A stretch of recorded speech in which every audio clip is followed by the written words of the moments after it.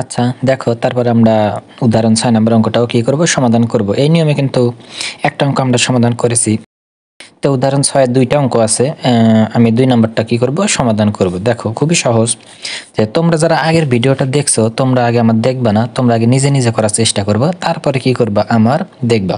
তোমরা অবশ্যই পারবা যদি এর আগের ভিডিওটা দেখো, অর্থাৎ এটা তোমার 4 নম্বর ভিডিও, তোমরা যদি 3 নম্বর ভিডিওটা দেখো তাহলে এটা অবশ্যই পারবা। আচ্ছা তাহলে দেখো আমরা সমাধান শুরু করে দিই। দেখো তাহলে সমাধান করার আগে আমাদের কি করা লাগে, আমাদের কিছু ভাষা লেখা লাগে, তোমরা জানো।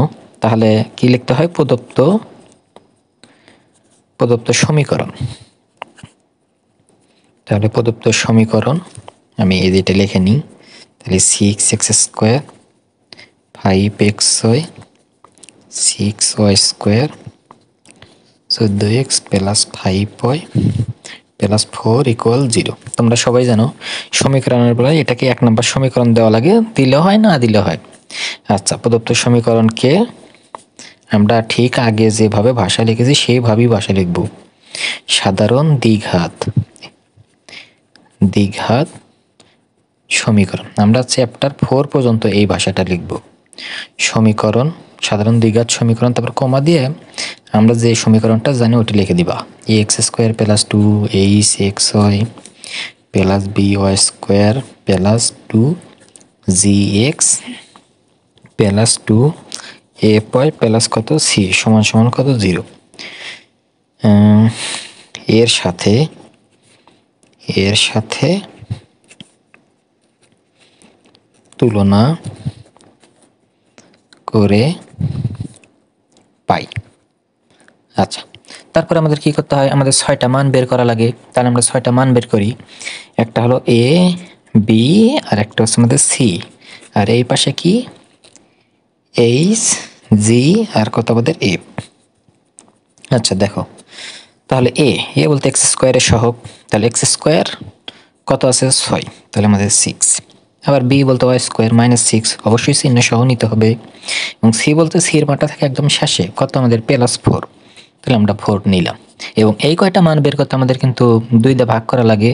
তাহলে ভাগ করো, তাহলে চিহ্নটা নিলাম মাইনাস আছে, তাহলে 5 হলো বিজোড় সংখ্যা, যার কারণে এবার ভগ্নাংশ আকারে থেকে যাবে। জির মান 14, এটাকে তো ভাগ করা যায়, 2 দিয়ে ভাগ করলে 7। এফ এর মান 5 বিজোড়, তার মানে 5 কত হবে আমাদের 2 হবে। আচ্ছা তাহলে আমরা সবার প্রথমে যে জিনিসটা দেখব যে এক জোড়া সরলরেখা প্রকাশ করে, আর এক জোড়া সরলরেখা প্রকাশ করতে আমাদের কি বের করা লাগে, নিশ্চয়ক ডেল বের করা লাগে। ডেল সমান কত 0। যদি এই ডেলের মান যদি 0 হয় তাহলে আমাদের এই দ্বিঘাত সমীকরণটাই এক জোড়া কি হবে, সরলরেখা প্রকাশ করবে। আর এই কথাটা যে আমি কতবার বলছি মানে হিসাব ছাড়া, তাহলে আমরা বের করি। তাহলে দেখো একদম কিন্তু এগুলো ইজি পিজি, যদি তোমরা আগের পর্বগুলো কিন্তু দেখে থাকো। তাহলে আমরা জানি ডেল সমান কি জানি আমরা,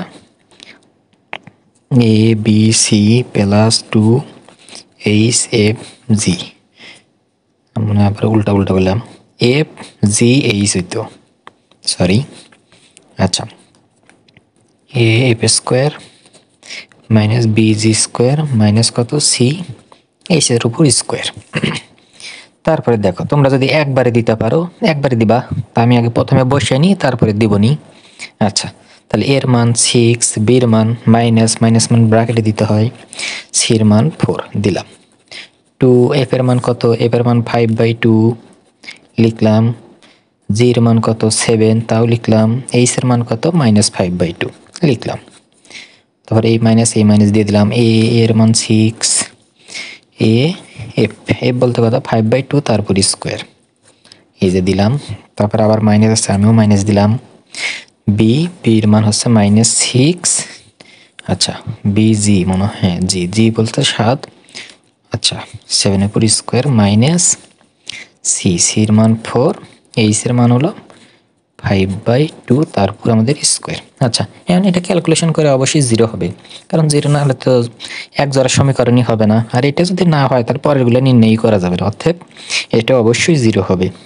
তাহলে 6 6 36, আগে চিহ্নটা দিয়ে দিই, প্লাস মাইনাসে মাইনাস, এখানে কিন্তু মাইনাসই হবে সবগুলা যদি আমরা চিহ্ন হিসাব করি। তাহলে 6 6 36, 36 গুণন 4, এত আবার বড় সাইজ, আর বড় সাইজ হলে তোমরা জানো আমাকে যন্ত্রপাতি লাগে, অর্থাৎ পরীক্ষার সময় অবশ্যই যন্ত্রপাতি নিয়ে যাবে, কারণ যন্ত্রপাতি যদি না নিয়ে যাও তুমি কিন্তু বিপদে পড়বে পারো। আচ্ছা, তাহলে এইটু এবং এইটু কাটা দিলাম, এখানে প্লাস ও মাইনাস, প্লাস মাইনাসে মাইনাস হয়ে যাবে। তাহলে নিচে থাকবে কত 2, নিচে 2 রাখলাম, উপরে কত হয় 5 7 35, এখানেও 5 আছে, 5 7 35 গুণন 5,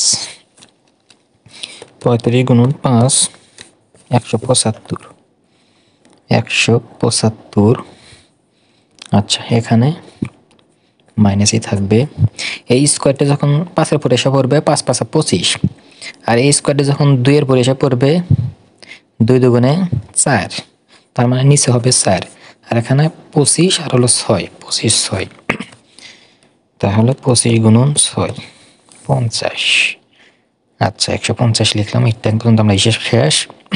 হয় এখানে কি হবে মাইনাস, এখানে মাইনাস মাইনাসে প্লাস, 7 7 49, 49 গুণন 6, তাহলে 49 গুণন 6 294, 294। তারপরে এখানে কি করা যায়, এই স্কোয়ারটা যখন এখানে ভালো করে লক্ষ্য করো, এই স্কোয়ারটা যখন 2-এর পরে এসে পড়বে 2 2 4, এই নিচের 4 আমার উপরের 4 কাটা, আবার এই স্কোয়ারটা যখন 5-এর পরে এসে পড়বে, তার মানে এখান থেকে কিন্তু খালি কত হবে আমাদের 5 5 25 হবে।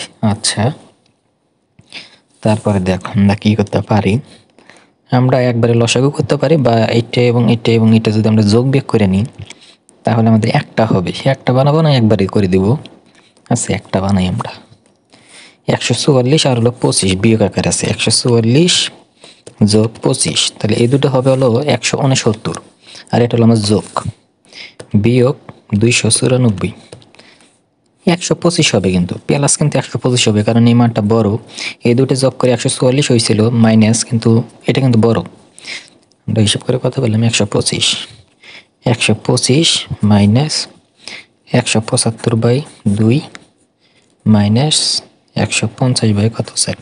বেশিরভাগ অঙ্কে যে ডিভাইডেডগুলো কাটা যায়, কিন্তু এই অঙ্কটা কাটলো না, তোমরা খেয়াল রাখো, এই জন্য বেশি বেশি প্র্যাকটিস করা লাগে। আচ্ছা, যদি আমরা 4টা লসাগু করি, 4 দিয়ে যদি আবার এটাকে গুণন দেওয়া লাগতেছে, তাহলে 125 গুণন 4 500, 500, 2 দিয়ে 4 ভাগ দিলে 2, ওই 2 দিয়ে যদি 175 গুণন দিই তাহলে 175 গুণন 2 350, 350 এবং 4 4 মিলে গেল এখানে 150, তাহলে 500 আর মাইনাস 350টা আরও মাইনাস 150টা, মোট হলো মাইনাস 500টা। আর নিচে আমাদের কত আছে 4, এটা এবং এটা কাটা দিলাম, তাহলে 0/4। তুমি 0 যাই দিয়ে ভাগ দাও না কেন, ওইটা কি হবে বলো তো, 0ই তো হবে। এগুলো কিন্তু এলোমেলো করা যাবে না, যে এই পৃথিবীতে নিচে যদি 0 থাকে, মানে কোনো সংখ্যাকে যদি 0 দিয়ে ভাগ দাও এখান থেকে কিন্তু ইনফিনিটি হয়, আবার উপরে 0 নিচে কিন্তু মান আছে, তাহলে এখান থেকে কিন্তু কি হয় আমাদের 0 হয়। এগুলো কিন্তু এলোমেলো করা যাবে না। আচ্ছা, তাহলে আমাদের ডেলের মান কত লাগবে বলো তো, 0ই তো লাগবে। তাহলে আমাদের ডেলের মান কত হলো, 0ই তো হলো। তার মানে এই দ্বিঘাত সমীকরণটা আমাদের কি এক জোড়া সরল রেখা কি করে প্রকাশ করে। তাহলে নিজ দিয়ে কথাটা একটু লিখে দিলে সুন্দর হয়। আমার যেহেতু জায়গা নাই, আমি কি করি এখানে লিখে দিই, তোমরা নিজ দিয়ে লিখে নিও। কি লিখবা, এই যে অতএব দিবা প্রদত্ত সমীকরণ, আগের ভিডিওটা দেখছই, প্রদত্ত সমীকরণ এক জোড়া সরল রেখা প্রকাশ করে, ঠিক আছে। আচ্ছা, তাহলে এটা কিন্তু আমাদের একটা অ্যান্সার চলে গেল। এখন এই যে আমাদের এক জোড়া সরল রেখা প্রকাশ করে, তোমরা জানো সরল রেখা কেমন হয়, এটা হলো চিত্রের মাধ্যমে আর সমীকরণের মাধ্যমে, তো তোমরা গত পর্বে দেখছো। এখন আমরা ওই এক জোড়া সরলরেখার সমীকরণটা কি করব, নির্ণয় করব। দেখো এখানে কিন্তু আমাদের বলে দিছে যে তাদের কি করো, সমীকরণ কি করো, নির্ণয় করো। তাহলে দেখো আমরা কিভাবে সমীকরণ নির্ণয় করি। আর তোমরা যারা প্রথম পর্ব দেখছো, তাহলে তোমরা আগে কিন্তু তোমাদের মতো করো, আমার কিন্তু আগে দেখবা না। সমীকরণ নির্ণয়,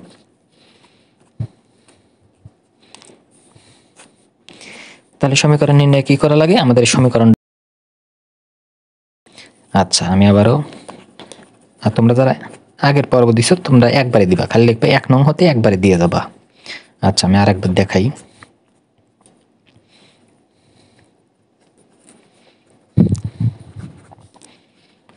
তাহলে নিয়মটা কি ছিল, আমরা যে এই আকারে সাজাবো, এই যে এরকম আকারে আমরা কি করব, সাজাবো। কেমন আকার, ধরো এই যে ax square plus bx plus কত c, এই আকারে আমরা কি করব, সাজাবো।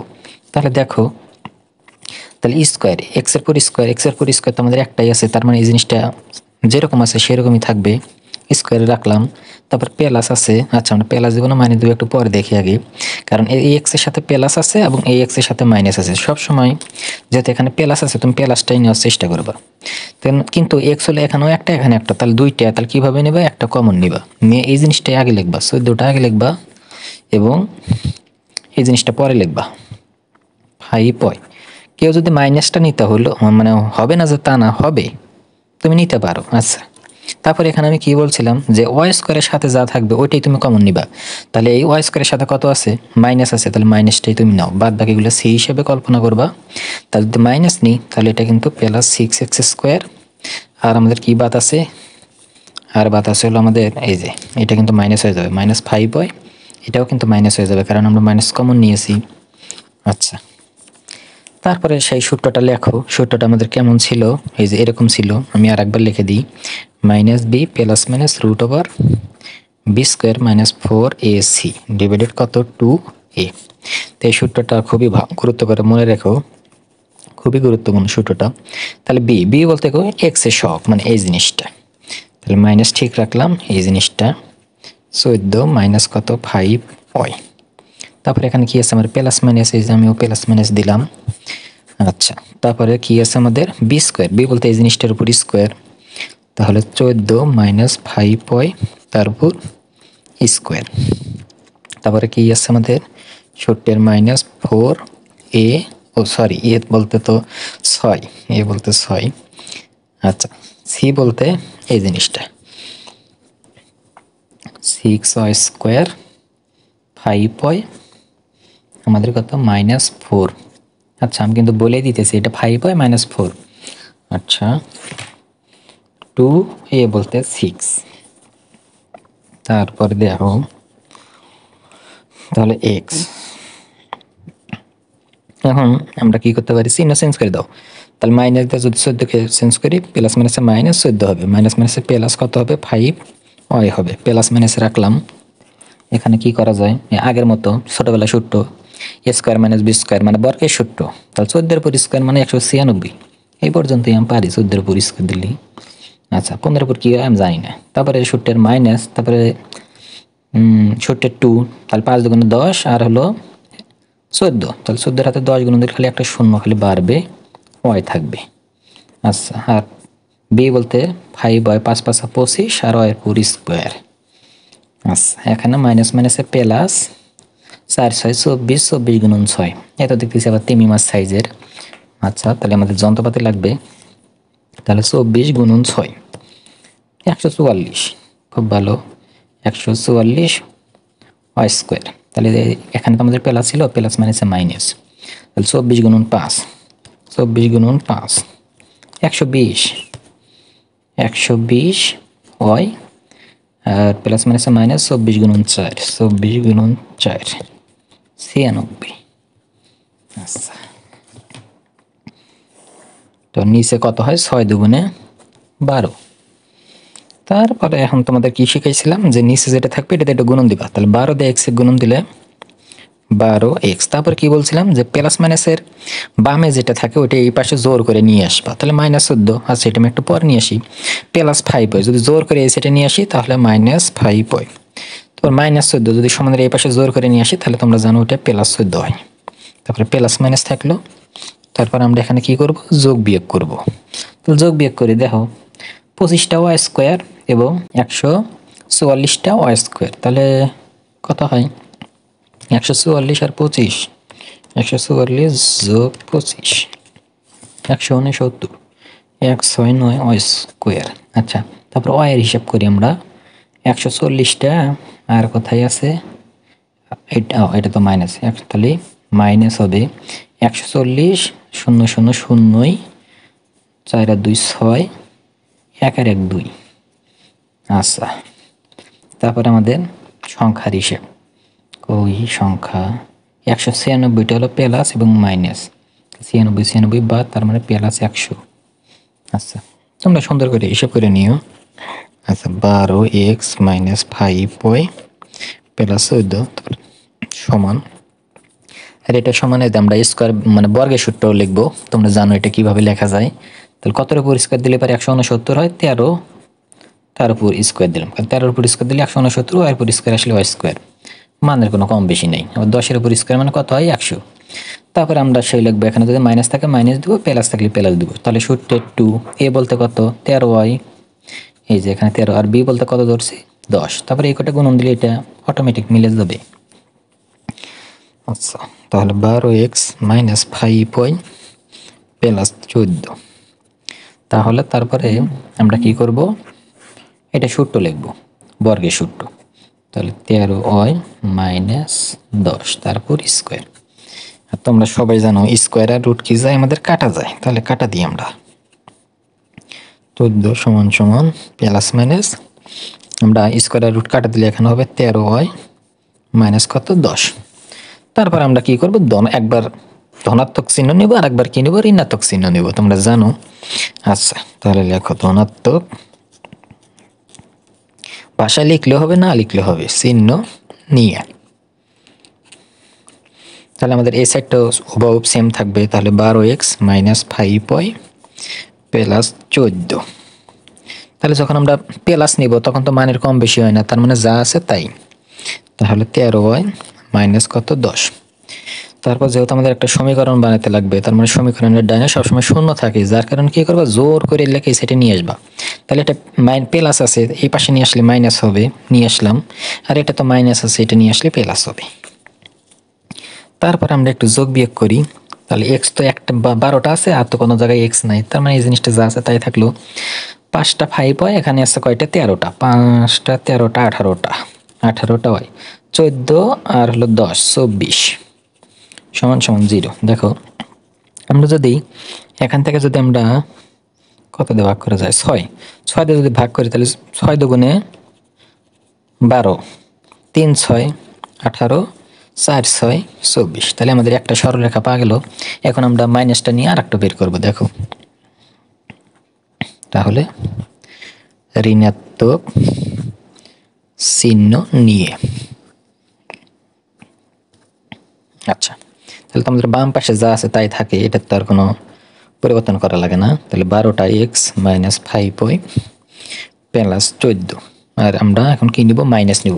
একটা জিনিস মনে রাখবা, মাইনাস নিলে কিন্তু পরিবর্তন করে দেওয়া লাগবে। তাহলে মাইনাস দিয়ে যদি এটাকে পরিবর্তন করি, তাহলে 13y আর মাইনাস দেয় মাইনাস মাইনাসে প্লাস 10, এগুলো কিন্তু তোমরা জানো। তারপরে যেহেতু আমাদের সমানের ওই পাশে 0 লাগে, তাহলে কি করবো, আমরা ওকে ধৈর্য মনে করে এই সাইডে নিয়ে আসবো। 13y মাইনাস 10 সমান সমান 0। তাহলে আমরা যোগ বিয়োগ করি। তাহলে এখানে আছে 5টা আর এখানে আছে 13টা, যোগ ও যোগ আর এটা বিয়োগ, তাহলে বিয়োগ যাবে 8টা এক্স, 10টার মধ্যে থেকে যে 14টা বাদ যায়, আরও 4টা থাকে। তারপর আমরা একটু কত দিয়ে ভাগ করা যায়, 4 দিয়ে। তাহলে 3 4 12, 4 দুগুণে 8x এবং 4 1 কত হয় 4 সমান সমান কত 0। তাহলে যে আমাদের দুইটা সরলরেখা নির্ণয় করতে বলছিল, আমরা দুইটা সরলরেখা কি করলাম, নির্ণয় করলাম। একদম কিন্তু একদম সহজ ছিল। যদি আগের পর্বটা দেখে আসো তাহলে তো মনে হয় না যে আমার করে দেওয়া লাগতো, তোমরা অবশ্যই কিন্তু পারতে।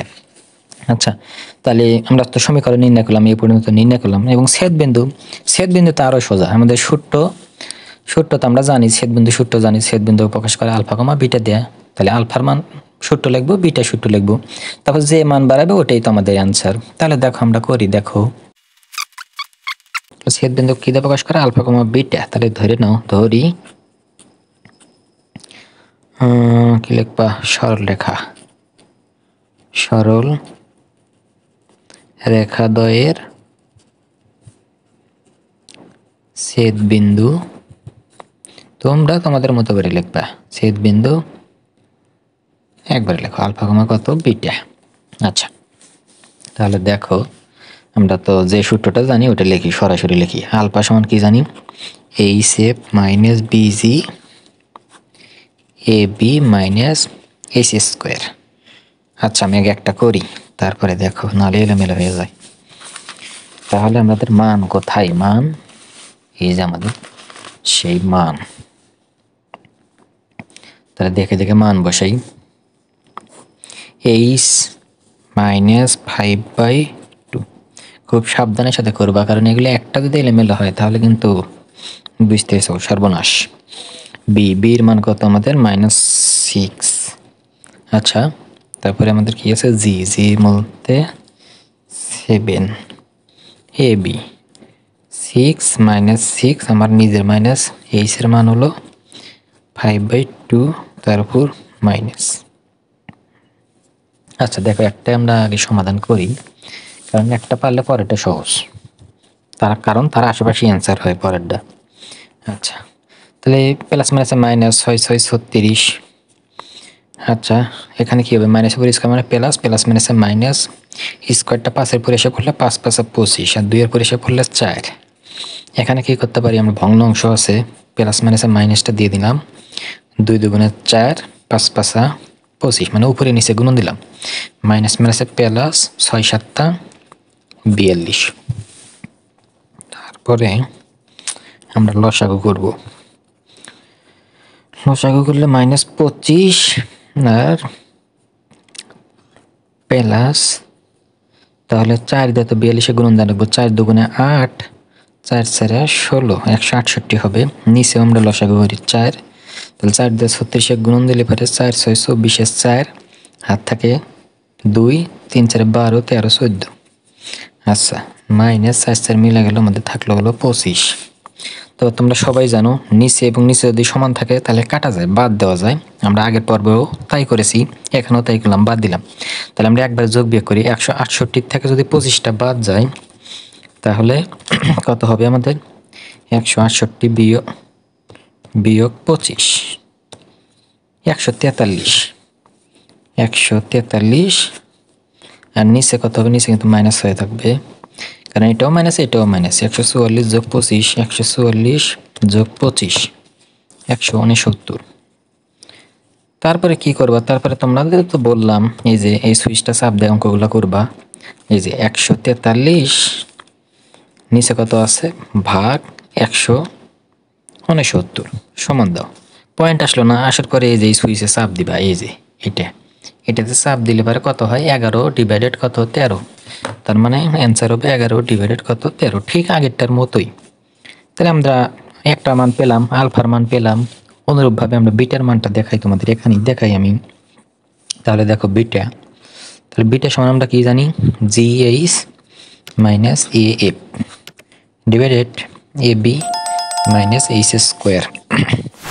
তাহলে মান বসাও, দেখে দেখে জি, দেখো দেখা যাচ্ছে কি না, GH G7, H এর মান হলো -5/2, এর মান হলো 6, F এর মান হলো 5/2 লিখলাম। আর AB মাইনাস H² এটার মান তো এই যে এটা হবে, এই যে এটা এবং এটা যোগ করা হয়েছিল আমাদের -169 ডিভাইডেড নিচে কত আমাদের 4, ওইটাই হবে। তোমরা এই জিনিসগুলো ধরতে পারবা যদি বেশি বেশি অঙ্ক করো। আচ্ছা, এই জিনিসটা সহজ। তারপরে দেখো প্লাস মাইনাসে মাইনাস, 5×7 = 35, নিচে কত 2, আর এখানে কি করবা 2 দিয়ে 6 কাটলি পারে 3, 3 দিয়ে 5-এ গুণন দিলে 3×5 = 15। এটা কিন্তু আমি 5 লিখছি, 5। আচ্ছা, নিচে আমাদের যা আছে তাই 169 কত 4। তাহলে আমরা উপরে লসাগু করো 2, তাহলে 35, 15 × 2 = 30, আর নিচে হলো 169/4। তারপরে এই 35 আর হলো 30 যোগ, মানে এটাও মাইনাস এটাও মাইনাস, তো যোগ করি আমরা, তাহলে হবে হলো কত 65, নিচে হলো 2। এই ভাগের কারণে আমরা গুণন দিলাম, 4টা যাবে উপরে, 169 আসবে নিচে। আচ্ছা, এই যে দেখো -35 এবং -30 মোট হচ্ছে আমাদের -65টা। তাহলে এই মাইনাস এবং এই মাইনাস মিলে মাইনাস মাইনাসে প্লাস হয়ে গেল, আমি আর সামনে লিখলাম না। তাহলে আমরা এই 2 × 2 = কত হয় 4, তাহলে 65 × 2 = 60, 60, 120, আর 5 যদি হয় 5 দুগুণে 10, 20 আর 10 30, 130। আর নিচে হবে হলো আমাদের 169। তারপরে তুমি যদি কাটতে পারো তাহলে তো খুব ভালো, না হলে পারে যে যন্ত্রপাতি নিবে। এই যে 130 ভাগ 169। আচ্ছা, পয়েন্ট আসলে যেখানে চাপ দিয়ে দেখো, হ্যাঁ 10 বাই কত 13। তাহলে আমাদের কত 10/13। এটাই আমাদের কি বলতো অ্যান্সার, আলফা কমা কত বিটা। আমাদের ছেদবিন্দু আলফা কমা বিটা দিয়ে প্রকাশ করে।